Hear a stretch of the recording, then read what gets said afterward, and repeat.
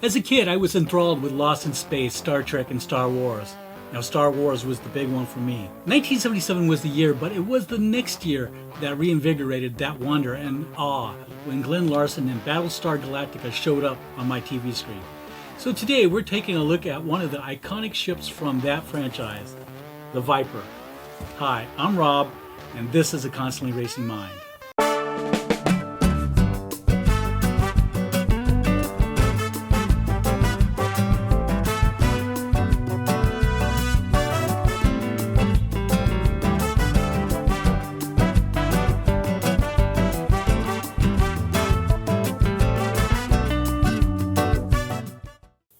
Well, the 1978 show only lasted one season, consisting of a 2-hour pilot that really caught my attention, as well as the 17 original episodes of the series that were made. Now, 5 of those episodes were actually two-parters, equivalent to standard 24-episode TV season of that time. By that time, I had read Eric von Daniken's Chariot of the Gods, and Battlestar Galactica fell directly into that area of my imagination. There are those who believe that life here began out there, far across the universe, with tribes of humans who may have been the forefathers of the Egyptians, or the Toltecs, or the Mayans, that they may have been the architects of the Great Pyramids, or the lost civilization of Lemuria, or Atlantis.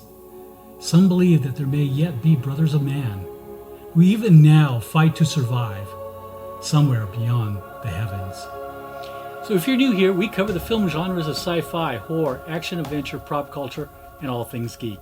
So if you want more videos like this, don't forget to subscribe and hit the notification bell to be aware of my new content. So if you're a friend of the franchise, then you know that the Viper is the standard fighter of the colonial fleet, launched off the battle stars like we launch jets off aircraft carriers today.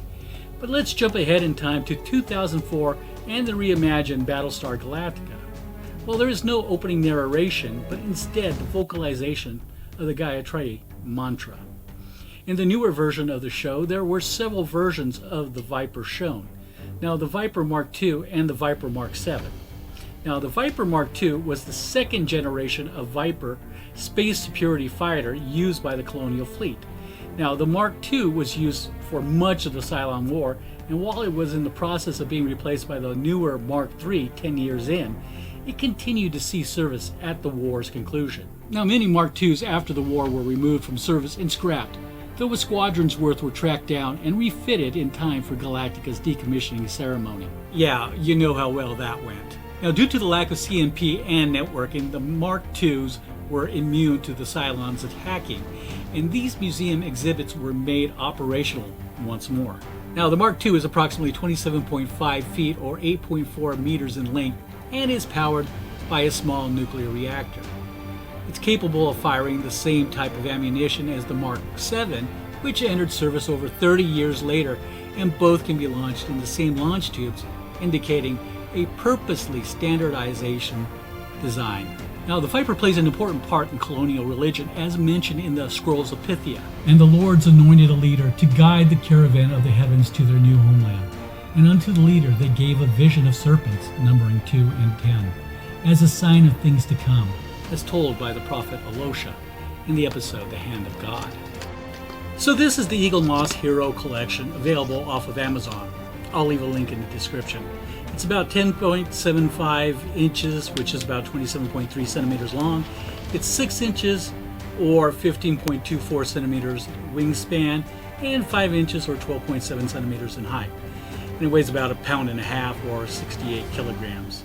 Now, the thing that has me worried is some of the reviews. While most are good or excellent reviews, there are some that indicate that the folks at Eaglemoss have issues putting these kits together.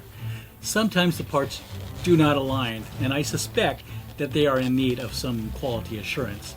The good thing is that this is off of Amazon, and returns are usually pretty easy. However, that does not seem to be the case here, so that's good. Now, the canopy is smoked glass or plastic and no cockpit detail. Also, they did not include a colonial warrior figure. Now, that would have been really nice if they had added that detail. And as you can see, it comes on a stand, which is okay, I guess. Landing gears would have been nice, but definitely not a must-have. Oh, this really takes me back to my preteen and teen years when, as a kid, I would make quite a few X-Wings, TIE Fighters, and Galactica, and Vipers and Cylon Raiders. I would hang them all over my room. Now, I really don't remember the models I built were as large as this, but then again, that was in another century. Now, I think the weathering that they've added is a nice detail, or a really nice touch, and if you notice the tail number here, that is actually Starbuck's tail number. Now, if you're a Battlestar Galactica fan, which Viper version is your favorite? Or perhaps you're a Raptor fan? Thank you for watching. Hit the subscribe button and give the video a like. And check out this other video right here. I'm sure you will like it. Take care.